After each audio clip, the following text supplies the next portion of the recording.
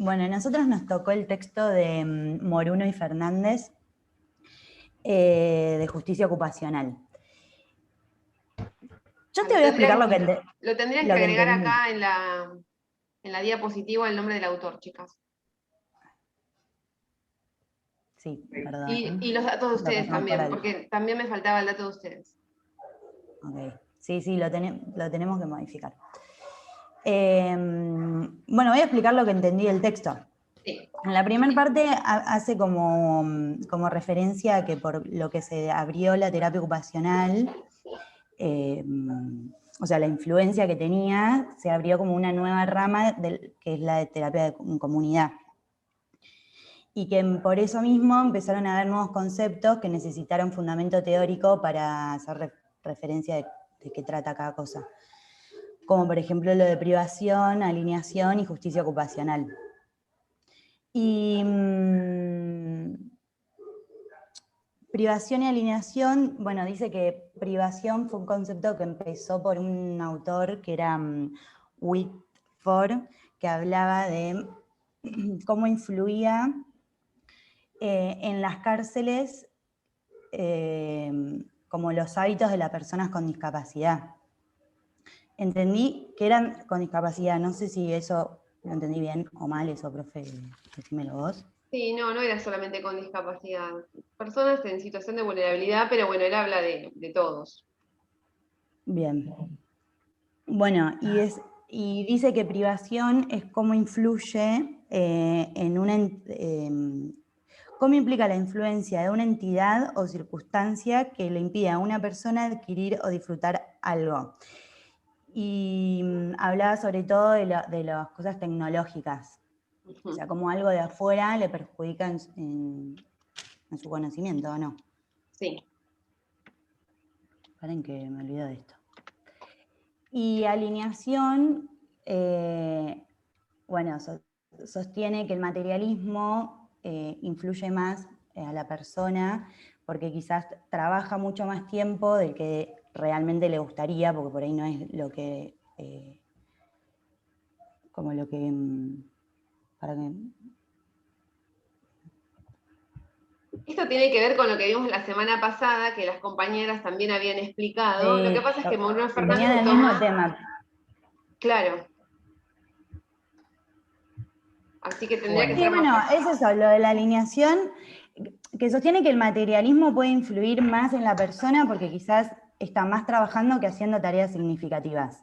Y que cuando pasa eso puede afectar a la salud y se le llama alineados. Sí. ¿No? Sí, Te es escucho igual, como... porque es mi interpretación de la fotocopia. Exacto. Es como... Entendí que había que hacer eso de trabajo práctico, leerla y sí, poner leerlo y algo. ver qué interpretamos y bueno, poder comentarlos Bien, acá en el grupo, ¿sí? Pero bien. lo que habíamos visto la semana pasada es que este tipo de alienación es de auto segregarse, autodiscriminarse, digamos, quedarse como hacinado, como quedarse intro refugiado, digamos, a eso se refiere, como que el hecho de no tener las ocupaciones significativas hacen que la persona no sienta que ese desempeño que se desarrolla en un contexto equitativo, sino que al hacer este tipo de ocupaciones no significativas para la sociedad, se pregunta, ¿para quién son significativas? Entonces se produce esta alienación. Sí, lo interpreté con otras palabras en realidad. O sea, como que había entendido que entre la diferencia de privación y alineación, según este autor, era que en uno, que tenía varias coincidencias y que era cómo influía en la salud de uno, pero que uno estaba más relacionado a la parte tecnológica y cómo algo externo podía influir y la alineación era algo propio de por exigirse más en determinada área. Lo entendí así. Bueno, sigamos. ¿Está mal? No, no ¿Está está mal? mal. No, no está mal, no está mal. Ok.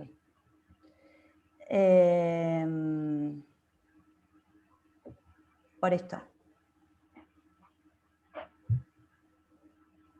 Bueno, amiga, seguí vos lo Bueno, tuyo, lo de justo con lo justicia que ocupacional. decía recién la profe, lo mío va con la justicia ocupacional y habla de la justicia social también, que las dos explican esto, justo con lo que decía usted recién, esto de que la gente, los individuos cuando no pertenecen a alguna ocupación significativa, cómo altera en la salud. Y las dos proponen esto como un cambio cultural, económico, social, porque esto, o sea, en la justicia ocupacional, lo que yo entendí, habla como que estudia las relaciones entre la ocupación y la salud y cómo los determinantes sociales, políticos y culturales influyen en esto.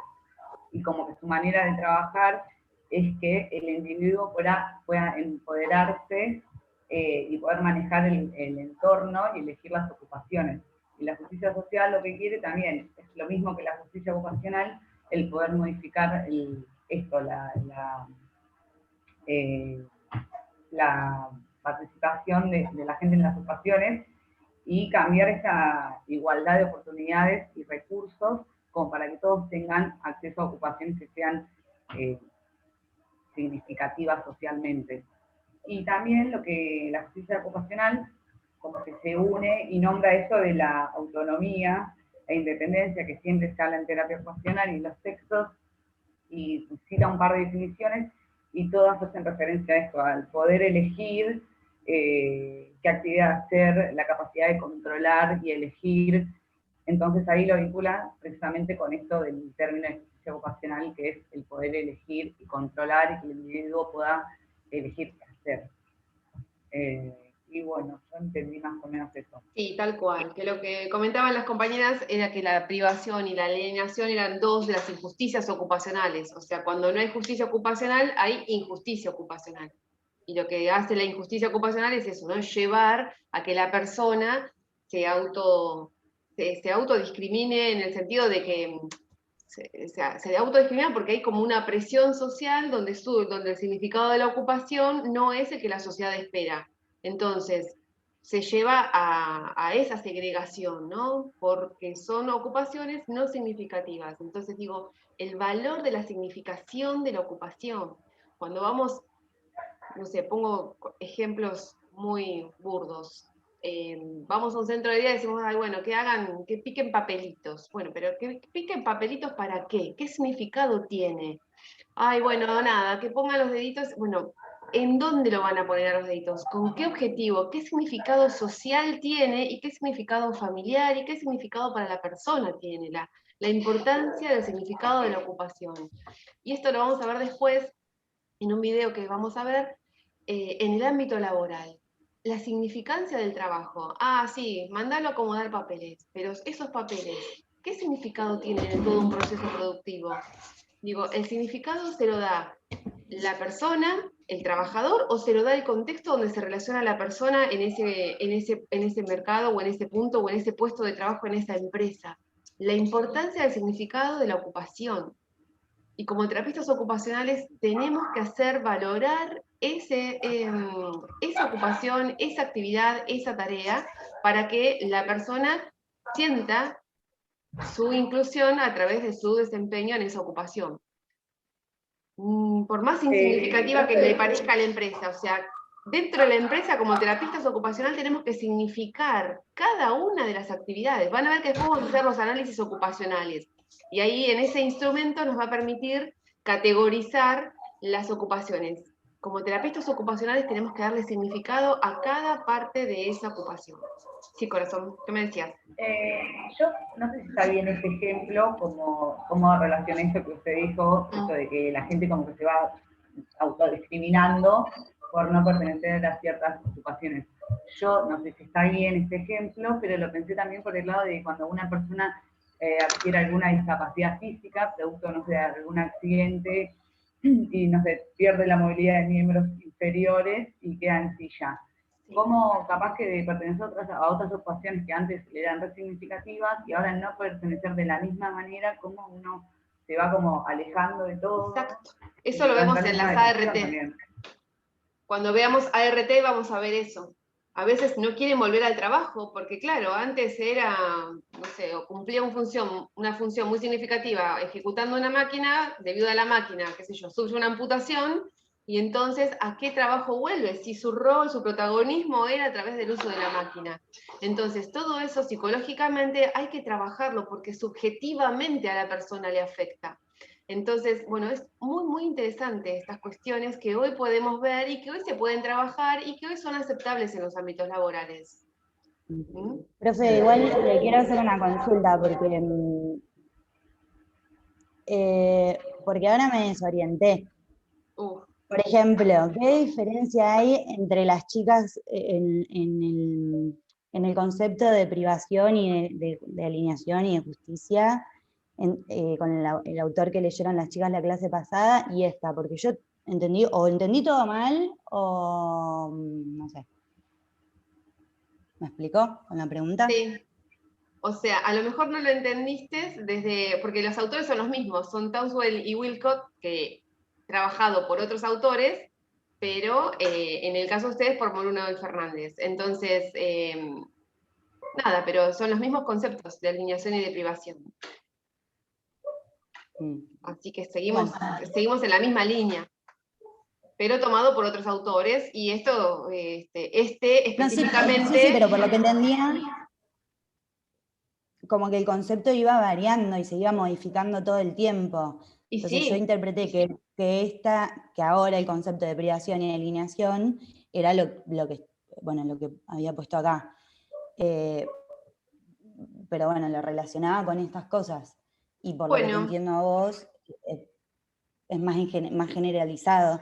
Sí. Entonces, si me preguntás en el examen el concepto de una de estas dos, sí, no sabría porque digamos los autores son los mismos. Lo que sí hay es una evolución en los conceptos, digamos, en el armado del concepto, pero los autores de base son Townsend y Wilcott, que van armando todo el concepto de privación y alineación.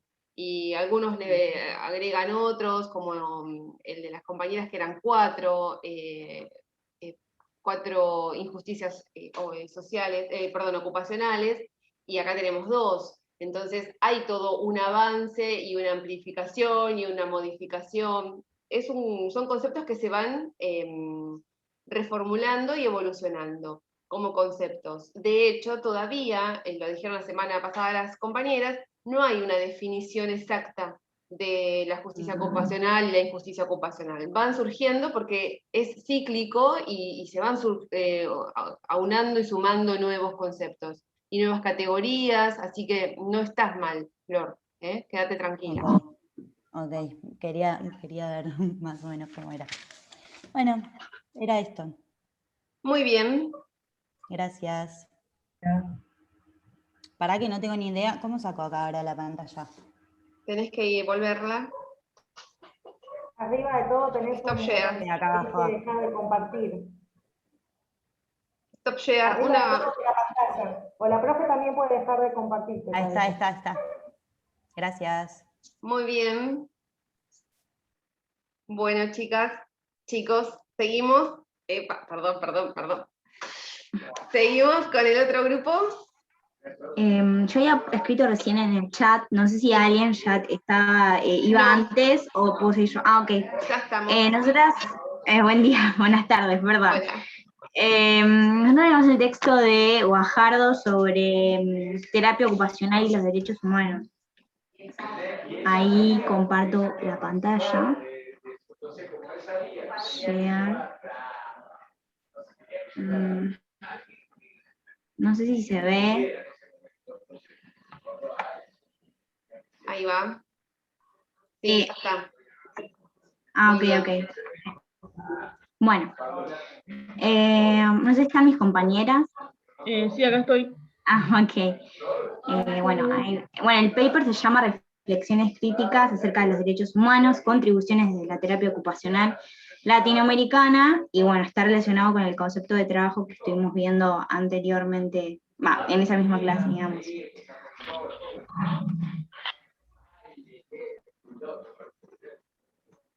¿Empiezo? Sí. Bueno, Guajardo hace una introducción sobre la emergencia de los derechos humanos en terapia ocupacional latinoamericana. Dice que la experiencia de los derechos humanos de los terapeutas ocupacionales en Latinoamericana se ve reflejado a experiencias de sus propias vidas.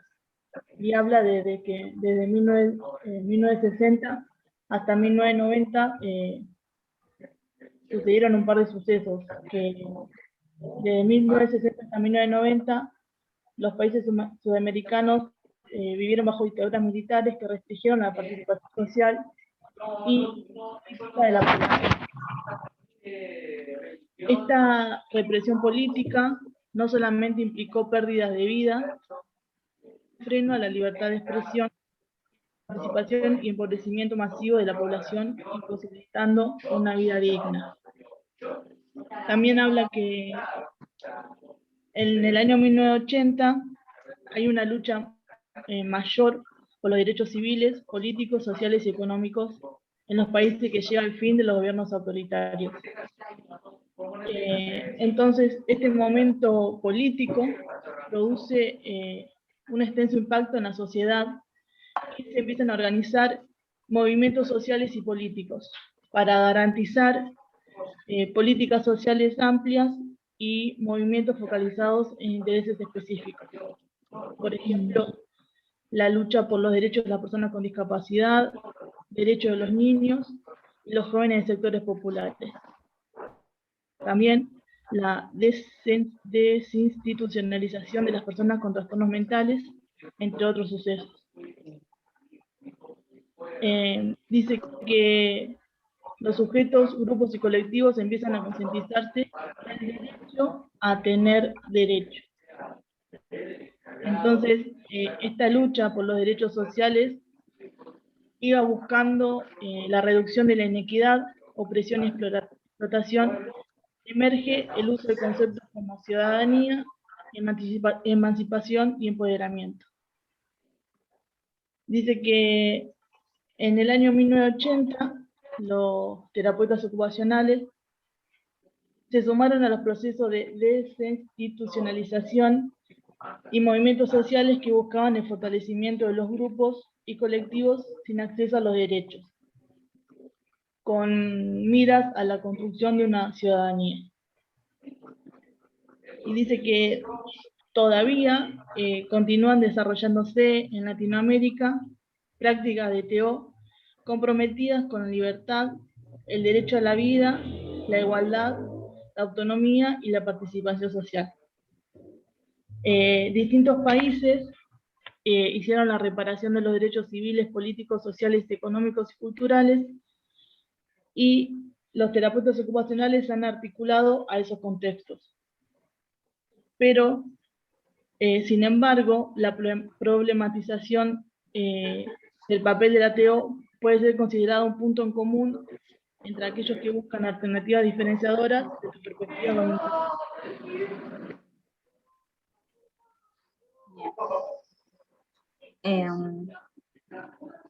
Hasta ahí. Bueno, siguiendo con el texto, también realizan una crítica a la concepción hegemónica liberal de los derechos, en donde dice que los derechos humanos como sistema de protección supone un sujeto ser protegido, ¿sí? Que implica una serie de principios de orden valórico y ético. Y hablar de los derechos humanos contiene al menos tres aspectos: el fundamento del sujeto, un ideal ético del mismo, un conjunto de premisas y normas jurídicas contextuales, en lo que es llamado el derecho internacional de los derechos humanos. Nuestra práctica como TEO nos vincula a una serie de experiencias de violaciones políticas, sociales, económicas, culturales, de comunidades, de colectivos, grupos y personas que se encuentran excluidas y vulneradas. Los derechos humanos serían la herramienta para resolver dichos asuntos. En su concepción liberal también contribuyen a la disolución de ellos como un hecho social e histórico, ¿sí? En términos de práctica humana. Se trata de reflexionar los mismos como lo público, como relación social, como una otredad y el reconocimiento del otro, ¿sí? la terapia ocupacional está abocada a quienes han quedado fuera de esa comunidad, a quienes hoy excluyen, a los migrantes, las mujeres, los viejos, homosexuales, locos, entre otros. Y solo es posible tener derechos humanos en la medida en que se supere el individualismo y se rescate una comunidad compartida, que sea pública y también solidaria. Y bueno, a través de las distintas críticas que le hacen, dicen que podría crearse un proyecto de diálogo intercultural para que seamos capaces de ponernos en una cultura y otra, como punto de partida para poder comprenderla, ya que todas las culturas tienen conceptos de dignidad humana, pero no todas la conciben como derechos humanos. Estas son las críticas que le hacen a la concepción hegemónica liberal. Sí, y bueno, echando esto, voy a correr esto por acá.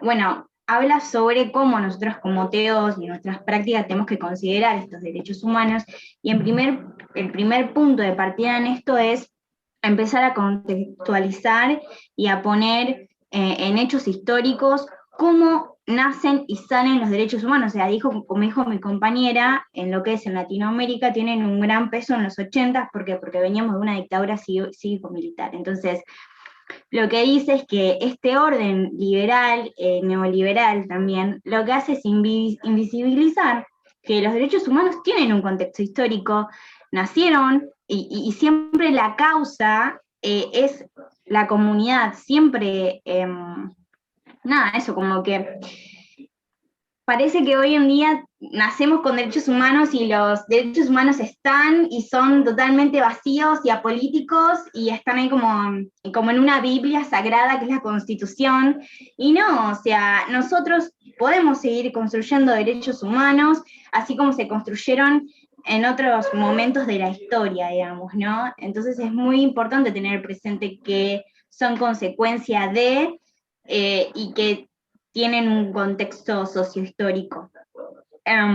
Bueno, sí. Algo que puedo decir es que muchos de los derechos humanos, de hecho la mayoría, fueron los generadores de leyes. O sea, a partir de las movilizaciones que se generan para pedir derechos que tienen que ver con los derechos humanos, pero que no se cumplen, a partir de esas movilizaciones, de esos movimientos sociales, de ese reclamar, surgen las nuevas leyes. Por ejemplo, en nuestro país, fue en 1956, antes de la década del 60, con el movimiento independiente, en nuestro país, Argentina está considerada como uno de los movimientos sociales de personas con discapacidad de Latinoamérica más antiguos.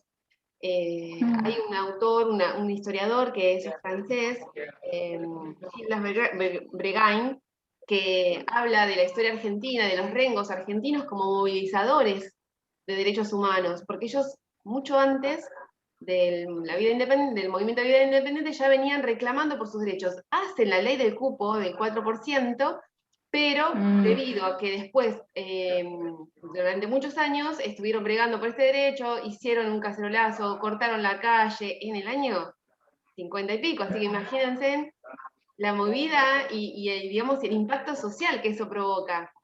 Y después, también durante la época del proceso, durante la época de Perón, la ley estuvo ahí como latente, se les dio un lugar, pero se aprueba, pero inmediatamente con el gobierno militar esa ley decae, y luego en el año 1982, cuando nace la 22431, que la vamos a ver la semana que viene, algunos de las propuestas que se habían gestado en ese 1950 son tomados en cuenta como la ley del 4%.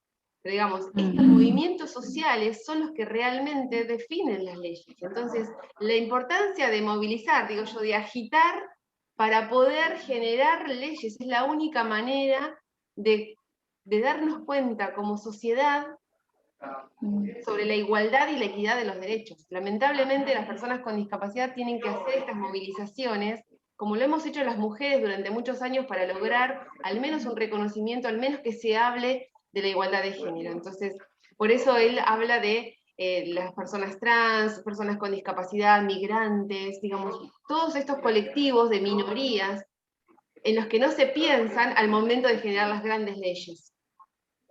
Porque tiene que ver con todo lo que habíamos hablado la semana pasada. Es una cuestión capitalista, que es más fácil de hacer por mayor que por menor. Entonces las minorías quedan totalmente desestimadas y aisladas. Por eso la importancia de pensar en el otro. Después hay otro autor que no quise meterlo, pero ya era mucho, pero es McGruber, quien habla del movimiento CRIP, del movimiento CRIP, que habla de gestar una nueva sociedad, porque la que tenemos es como tapar baches, como poner parches, como que siempre estamos subsidiando, modificando algo que se hizo, pero hay que ir desde abajo y cambiar la sociedad con una nueva forma cultural y una transformación cultural y social para incluir a todos los humanos y no solamente por sectores y que se armen estos colectivos, porque lamentablemente la humanidad no piensa humanamente, no piensa humanamente. Tenemos que seguir transformando la humanidad, humanizándonos más, pensando en la totalidad, ¿no? Pero bueno, no son utopías, porque por algo estamos acá. Estamos hablando de eso. Bueno, es verdad. Sí, bueno, y creo que en referencia a lo que vos decís, creo que no es casual que, bueno, de hecho no lo es, que el gobierno militar se saque este 4% y que luego en el 82 se vuelva, ¿no? Vuelva a salir, ¿no? Es como, creo que los derechos humanos justamente están ligados con respecto a qué tipo de gobierno también se encuentra en el poder, porque lamentablemente, dependiendo del tipo de gobierno, hay algunos que nos escuchan más y otros que no. Entonces, y justamente lo que busca el orden neoliberal es que pensemos de manera individual y, como vos decís, nos deshumanicemos y no pensemos en el colectivo, porque es muy importante pensarnos como una red de personas y en colectivo, porque eso es lo que hace la fuerza para que, nada, nuestros derechos sean reales, ¿no? Que se escuchen y se practiquen. Bueno, siguiendo un poquito más con esto, dice que, bueno, justamente nos invita a nosotros, como teos, a romper con este individualismo que separa al sujeto de la realidad social y conseguirnos dentro de la comunidad relacional, y para ello debemos promocionar ocupaciones libres, conscientes, o sea, si bien sigue siendo centrado en el sujeto, no es que no, pero está guiada en torno a una comunidad concreta y un hacer colectivo, significativo, son como dos cosas que van paralelas, ¿no? Como, sí, está centrado en el sujeto, pero también hay un quehacer colectivo y significativo. Y bueno, en ese sentido como que habla un poco de la libertad y dice que el ejercicio ciudadano implica la libertad del sujeto, entendiendo que mi libertad es la del otro. O sea, yo me concibo como persona libre, pero entendiendo que tengo libertad porque el otro también la tiene, y que la libertad es elegir, y que en referencia a los derechos humanos como Teo, tenemos que poner en interrogación el contexto de la producción de dichas elecciones. O sea, si bien el usuario es quien decide, nosotros también tenemos que ser críticos del contexto y viendo si se está avalando esta individualidad o se está pensando también en colectivo. Y bueno, con respecto a las definiciones que vos nos habías dado sobre trabajo, creo que esto va más con lo que dice Marta Suter, que concibe el trabajo dentro de este marco y centraliza al sujeto de acción, al trabajador, ¿no?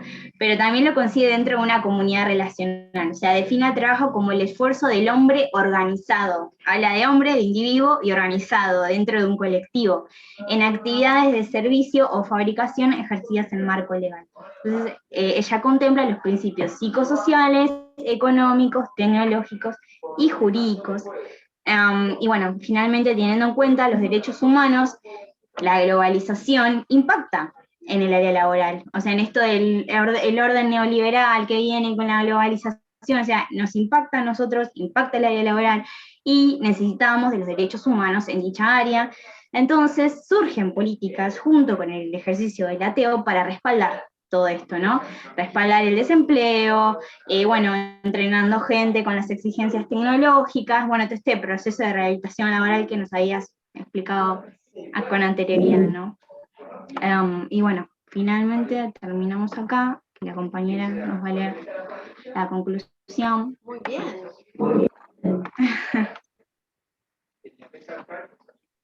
Romy. No está. Bueno, lo leo. Nada, dice que básicamente es lo que estuvimos hablando, dice, los derechos como manifestación de autonomía moral no dependen de las capacidades o el ejercicio de oportunidades, sino que toda práctica de Teo debe ser un espacio para vivir y ser el derecho que trabaja sobre la vida del sujeto y debe considerarlo como un sujeto libre y ciudadano. A los derechos humanos se le debe dar un enfoque de su ejercicio como acción ético-política, mirando los cambios sociales para una vida plena y... Bien Guajardo. Muy bien, sí, muy interesante el texto. Sí, muy bien Guajardo, es un capo. La verdad que sí. Pero bueno, ¿hasta dónde hablamos de libertades cuando todavía hay gente que está peleando, bregando por su emancipación, está pidiendo la libertad? ¿Hasta dónde hablamos de libertades cuando jurídicamente hay personas que son insanas, incapaces? Entonces tenemos mucho por seguir trabajando en este sentido de acompañar el bregar los derechos, el pelear y el luchar por sus derechos, ¿no? Hasta que no todo el mundo se sienta libre, yo creo que los derechos humanos no han cumplido su función todavía como organizaciones. Así que, y desde terapia ocupacional, como dice Guajardo, tenemos la obligación profesional y ética de dar la información de la manera que la persona las pueda comprender, de generar espacios de discusión y de debate que permitan establecer políticas públicas para lograr una verdadera emancipación y libertad. O sea, no se puede creer que en el año 2021 todavía hay gente que esté peleando por su libertad, en este sentido, ¿no? De ser ciudadanos y de no sentirse ciudadanos porque no se siente libre de elección, libre de elegir. Bueno, Kirchhoffner habla de la participación, y cuando hay una participación ciudadana, o sea, si empezamos a mezclar los conceptos, esa participación ciudadana incluye decisión, elección, negociación, exploración, reexaminarse, practicar. Digo, ¿cuándo vamos a llegar a una real participación ciudadana si ni siquiera la persona puede elegir, que es el primer hecho de la participación? La verdad que hay mucho por hacer, colegas míos, y creo hay que mucho por hacer. Sí, corazón. No, me hablabas esto de la exploración, ¿no? Que tipo es muy importante porque no todos tienen la posibilidad de explorar qué es una vida digna, porque justamente leíamos en el texto que es súper cultural. O sea, la definición de estándar para vida digna es muy distinto en cada cultura. Entonces, nada, por eso los derechos humanos son culturales. Si bien, bueno, hay algunos que son básicos a nivel global, también son culturales. Sí. Exacto. Sí, adaptarlos a cada cultura. Tampoco vas a venir a imponerle otra forma de vida cuando culturalmente, pero bueno, hay otra forma de poder vivir y tenés que tener al menos la libertad de poder explorar, como decís vos, Agus. Muy bien. Bueno, ¿qué nos queda? Un temita, me parece. El de Parra Esquivel. Sí, ese, profe. Buenísimo. Ya terminaríamos con todo. Comparto pantalla. Dale.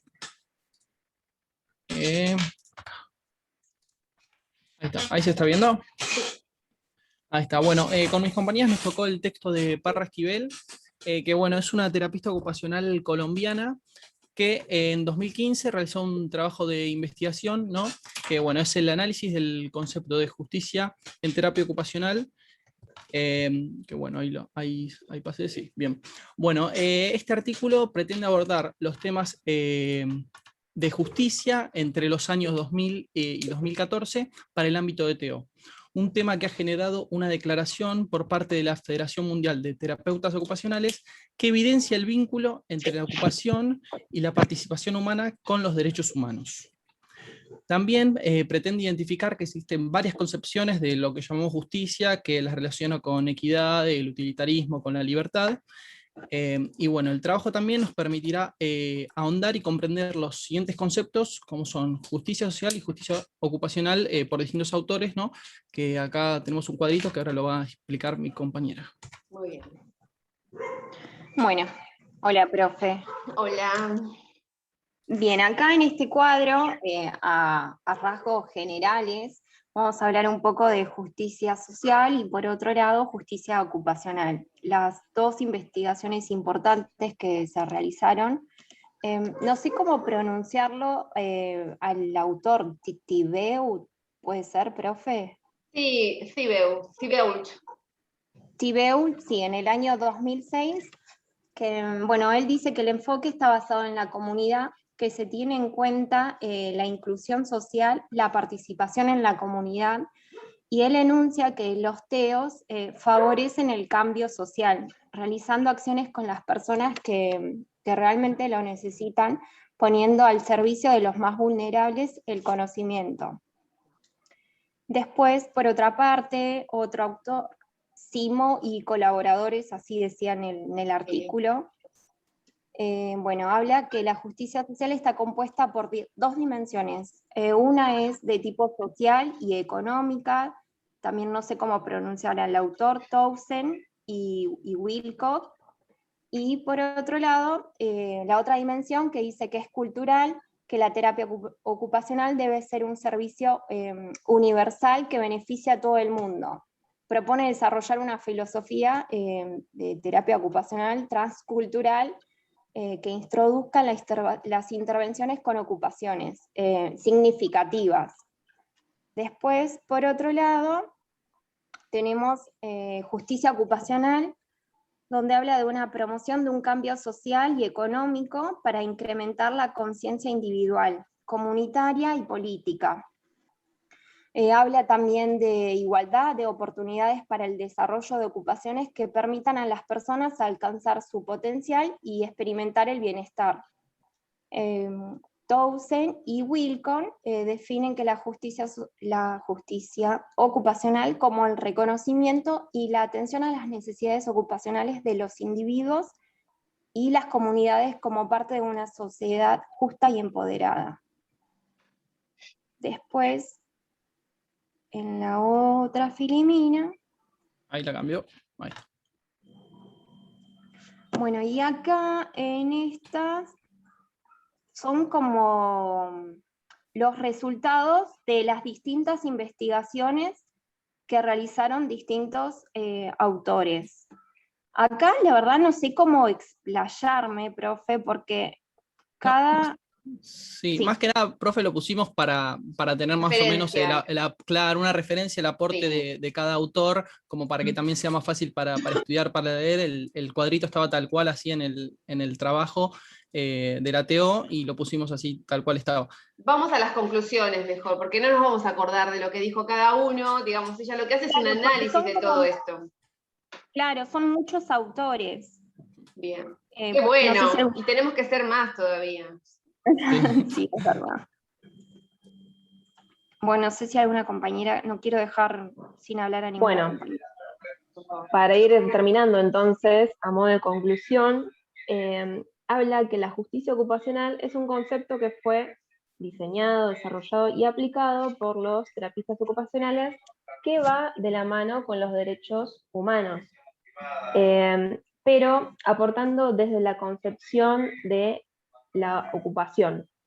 El valor de la justicia ocupacional lo constituye el aporte que da a la construcción del objeto de estudio en nuestra profesión, y también lo da la importancia que tiene para el desarrollo de nuevas estrategias y nuevos retos en nuestra disciplina.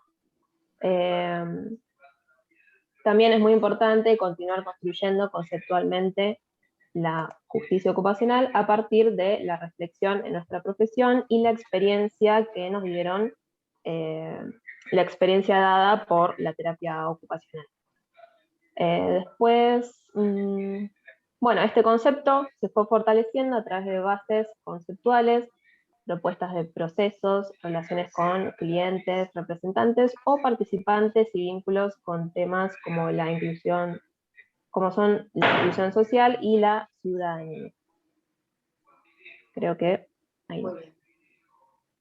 Bueno, y esta presentación también va de la mano de las que venimos presentando, o sea, también son textos que fui seleccionando a modo de poder concientizarnos de la importancia de la terapia ocupacional en el rol ciudadano de o con las personas que vamos compartiendo y acompañando en este proceso.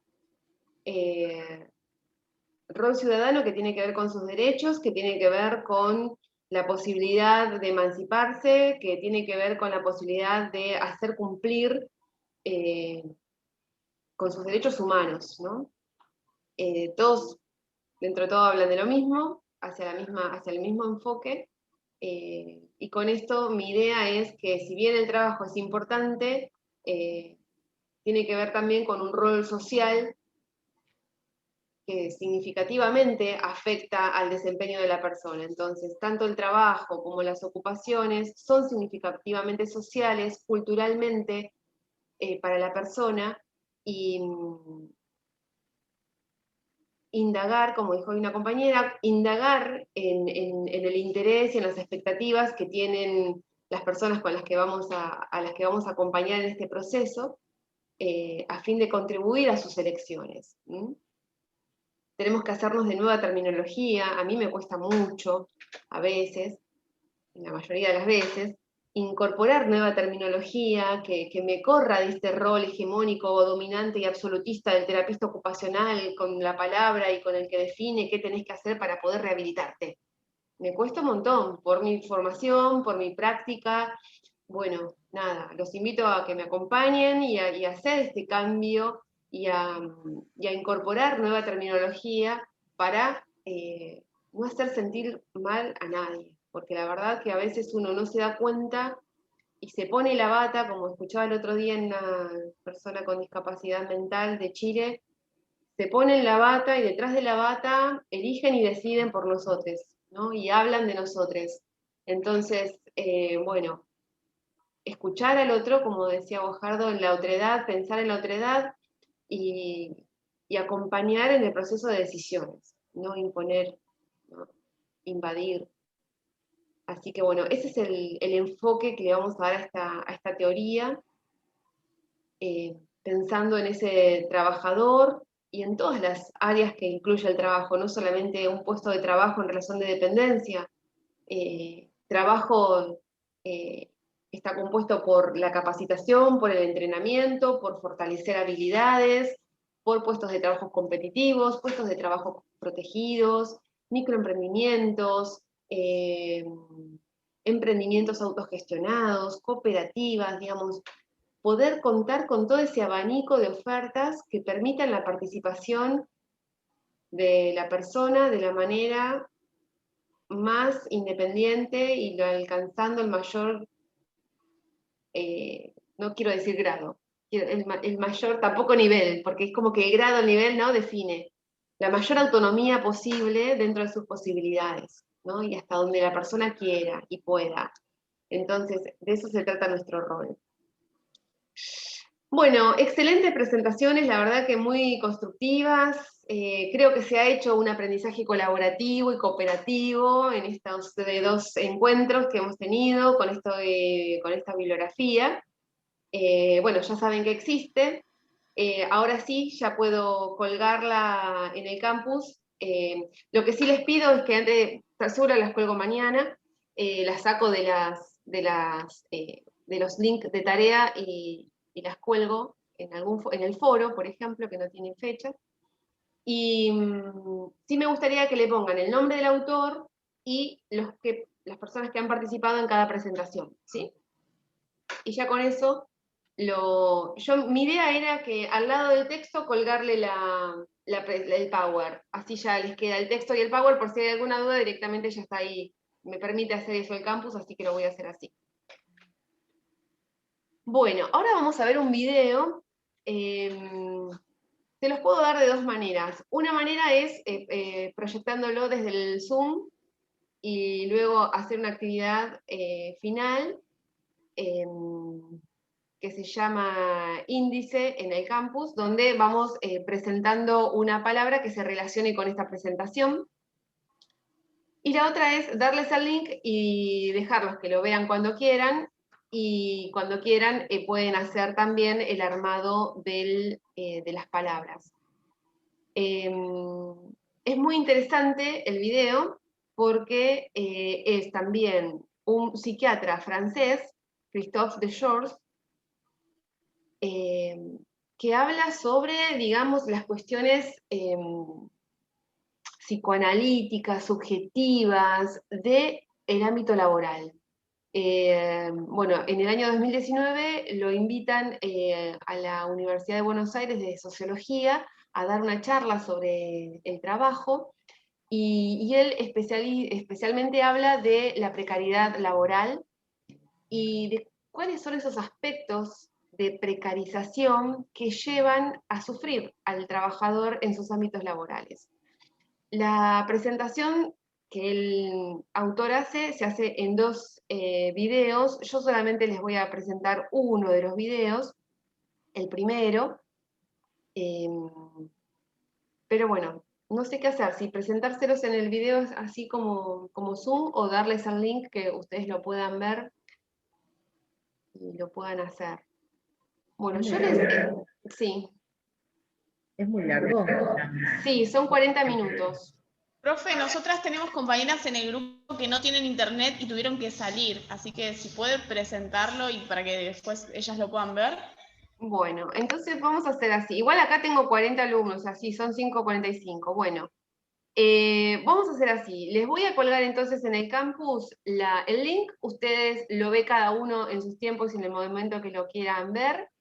Y la actividad de esta clase, que lo tendríamos que hacer ahora online, es en el diccionario incorporar una palabra sobre precarización laboral. Entonces, ¿qué pasa? Después el sistema lo que hace es acomodar de acuerdo al título las palabras. Entonces, por ejemplo, pueden poner, yo les pongo, la pregunta es,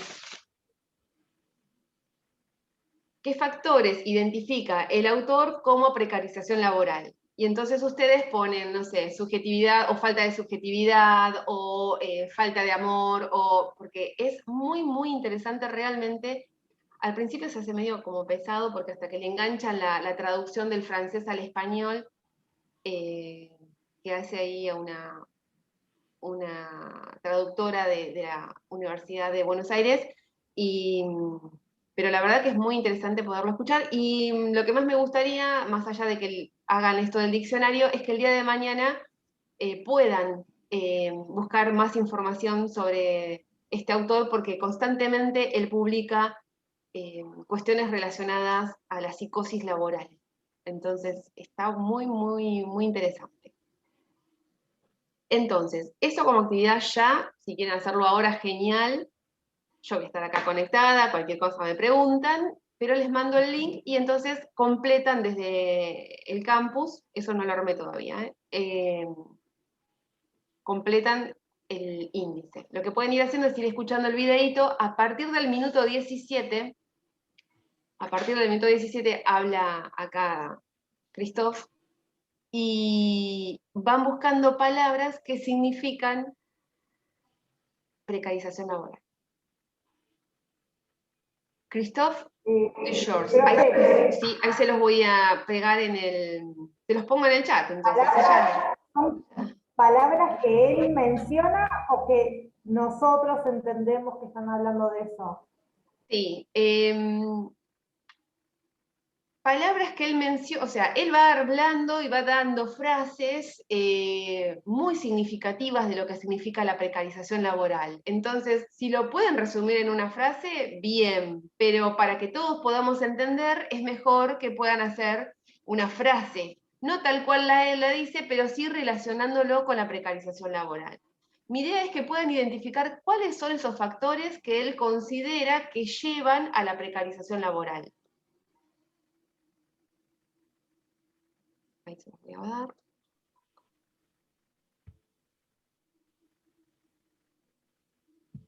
Sería la causa, ¿no? Factores. Sí, pueden ser causas. Sí, pueden ser causas. Lo que sí, en el diccionario que nos deja armar el campus, tendría que ser una palabra, pero puede ser una palabra con la que empiecen. Por ejemplo, pueden poner falta de subjetividad, y ahí lo ponen como palabra, que es lo que va a armar el diccionario, y ustedes pueden hacer una descripción de lo que significa la falta de subjetividad. O pueden hablar de sufrimientos a nivel individual. Entonces ponen sufrimiento a nivel individual y luego la descripción de lo que él dice que es el sufrimiento a nivel individual. Entonces, en la parte del box de ese diccionario les va a ofrecer un box de presentación y un box para explayarse. En el box de presentación colocan la palabra y luego explican por qué creen que es un factor de precarización laboral. Va a quedar buenísimo. Y así, entre todos, armamos el discurso de Christophe de Shores, creo que se pronuncia. Ahí entonces, sí. No, viste que hablas de diccionario. Sí. Cuando hablas de diccionario, decís que en el foro, en la parte de tema, pongamos la palabra y en la descripción del tema lo que nosotros queramos. O sea, describimos. Hay una parte que se llama diccionario en el campus. Sí. Hay una parte que se llama diccionario, no está buenísimo. sabía. Está buenísimo porque te permite ver lo que pusieron otros compañeros, pero también te lo arma alfabéticamente de acuerdo al nombre que vos le dices a esa descripción. Está buenísimo. Bueno, vamos a aprender la herramienta. Esa parte del diccionario la habilita usted. Sí, yo la habilito. Mientras ustedes miran el video, yo la habilito. Ok. Ahí va. Ahí tienen una... ¿La clase sigue o no? No, ya la podemos cortar acá. Yo voy a estar acá igual, pero ya la podemos cortar acá si quieren, porque ahí les mandé el link y ahí, bueno, tienen una descripción de Christophe, que la copié y la pegué de la presentación. Pero bueno, sería significativo esto si el día de mañana buscan más bibliografía de Christophe. Bueno, y para la semana que viene, sí o sí, armamos las leyes, también por grupo. Cada grupo elige una ley, ahí les puse más o menos lo que tendrían que presentar de cada ley.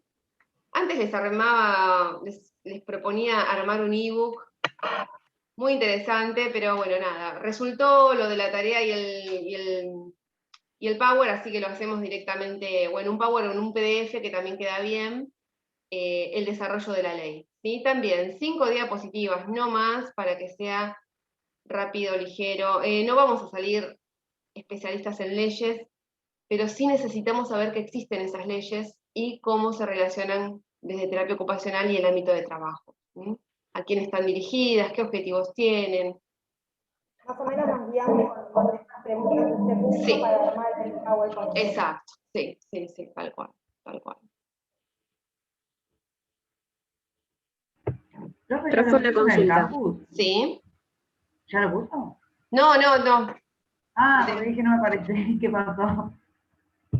Profe, una consulta. ¿Esta actividad del diccionario hay que hacerlo de manera individual o individual? grupal? Sí, individual. Ok. ¿El video lo va a subir aparte del chat? El video, ahí les pasé en el chat, les pasé el link y ahora si quieren armo un espacio con el video y con el diccionario. Sí, por favor, porque a mí no me ingresa. Estaba buscándolo y me da como error. Ok, ya lo pongo entonces. Gracias, como perfecto. Diccionario.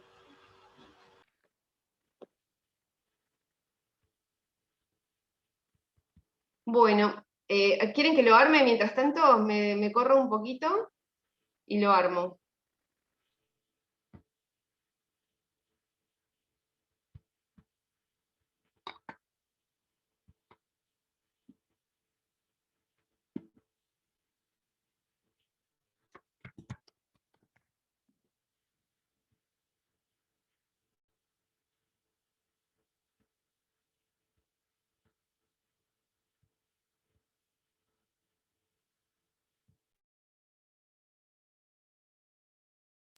Profe, ¿puede ser que se trate un video de 1 hora que dice Topia Revista, que es como está tanto como en escenario? No sé si es el lugar correcto. Sí, es eso. Gracias.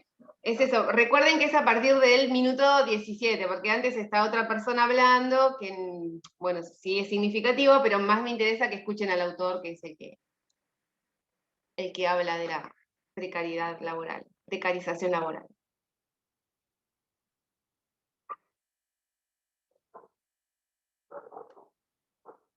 Disculpe, profe, Sí, después corazón. de ver este video, ¿nos tenemos que volver a conectar? ¿Nos No, conectamos no, en no, un no, horario? ya les dejo el video, o sea, miran el video y ya pueden ir cargando en el diccionario la palabra en el box superior y luego la descripción de lo que ustedes comprendieron como precarización laboral y ese factor. Quiero, antes de que se desconecten todos, que prueben a ver si pueden usar el diccionario. Ya lo estoy armando. Un segundito.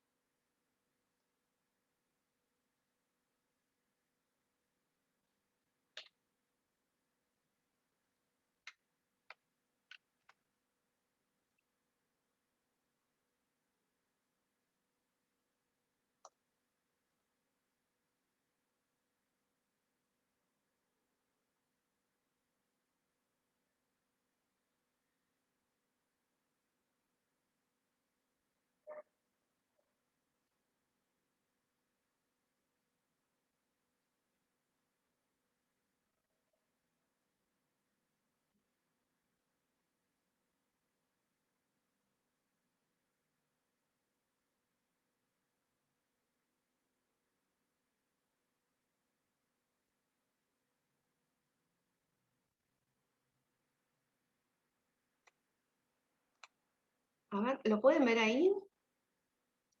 En el campus. sería abajo de ley.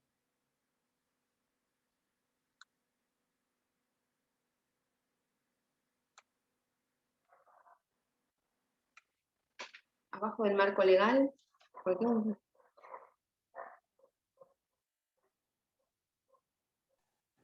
Sí, profe, yo pude verlo. Buenísimo. Bueno, entonces ahí está el glosario, yo le digo diccionario, pero se llama glosario técnicamente. Y bueno, entonces la idea es escuchar el video a partir del minuto 17 y interpretar algún factor, darle un nombre y desplegar ese factor entonces en el box más grande. Creo que Genial, ustedes... profe, entonces agregamos entrada, ponemos agregar entrada, en concepto va el título como la palabra clave, en definición el desarrollo de la frase. Perfecto, exactamente. A ver cómo nos queda, porque yo no lo veo a eso. Me lo imagino cuando, o sea, lo vi en otros cursos cuando ya lo tengo desarrollado, pero no veo cómo les aparece a ustedes. Así que sí, así es. Y una consulta más. Sí. Hay que elegir la letra y después añadir entrada y ahí te va a ir eligiendo la letra.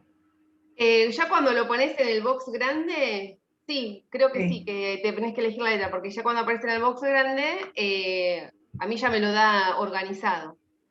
Después cuando yo lo cierro, ya ustedes lo pueden ver todo organizado.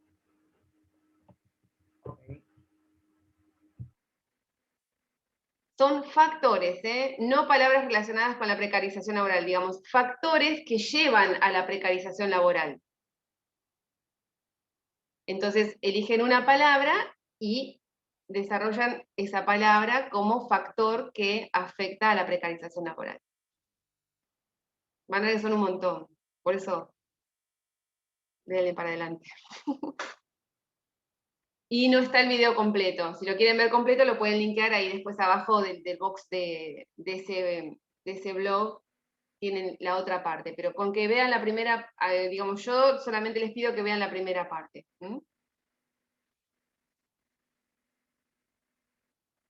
Porque en la segunda parte habla del impacto de la precarización laboral a nivel social y personal, a nivel individual, y cómo... cuáles son los sufrimientos individuales de la persona a nivel individual, pero para otra cursada. En esta solamente vemos cuáles son esos factores que llevan a la precarización laboral. O sea, creo que desde el minuto 17 en adelante, sí. Toda esa es la primera parte. Sí, que dura 1:08 y serán 40 minutos más o menos. Ok. Bueno.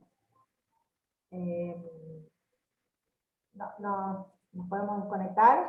Sí, nos podemos desconectar, nos podemos encontrar el miércoles que viene si quieren. Yo igualmente voy a estar acá, así que cualquier cosa me habla, que yo tengo acá el audio abierto. Dale, profe, nos vemos. Nos vemos. Hasta luego. Lo único que les pido es que a los 40 minutos se levanten, den una vuelta y sigan.